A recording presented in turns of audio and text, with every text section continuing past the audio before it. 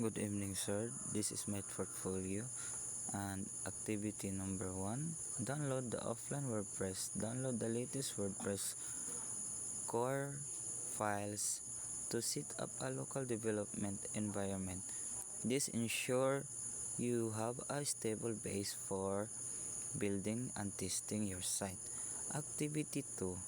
Simple Guestbook plugins. Install a Guestbook plugin to allow users to leave message on your site.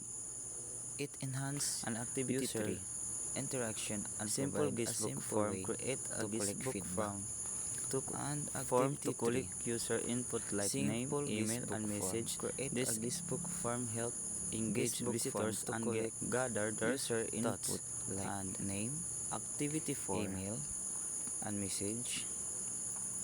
This form help engage visitors and gather their thoughts. And ang activity 4, student database. Set up a student database to store and manage information such as names, grades, and contact details. This help data efficiently. Activity 5. WordPress with their plugin with a third-party API. Integrate a weather plugin using a third-party API display real-time weather data. This demonstrate how to connect external service for enhanced functionality. And activity number 6. Website development and management project.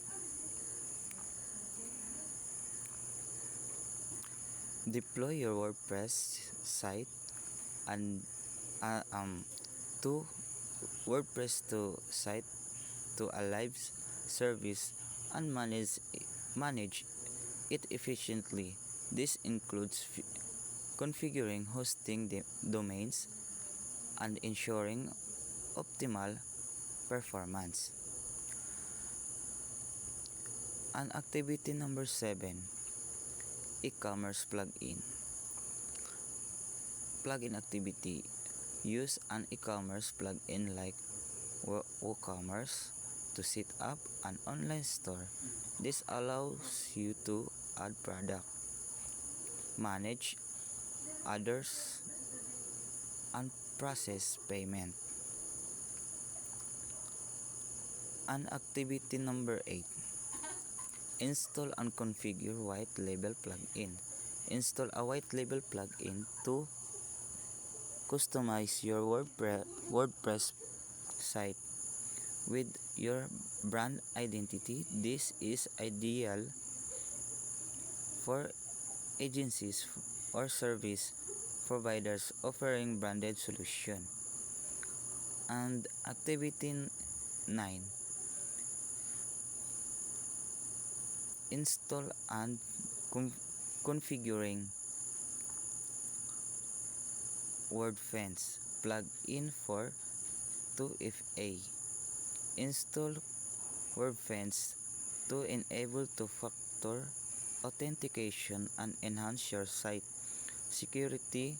This adds an extra layer of protection against unauthorized access.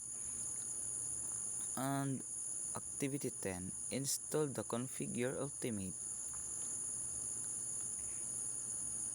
Ultimate members for user role. Use Ultimate Member to manage your roles and permissions. This allows you to create different user levels and control access to your site. And last but not least, activity 11. Install and configure Chatway plugin for chatbot. Install the Chatway plugin to add a chatbot to your website. This chatbot can assist you, provide support, and improve customer engagement. And I learned about this because my I'm thankful that my classmates are helping me to finish this and to how to manage this situation and to be that like helping me to finish this, and thanks to you that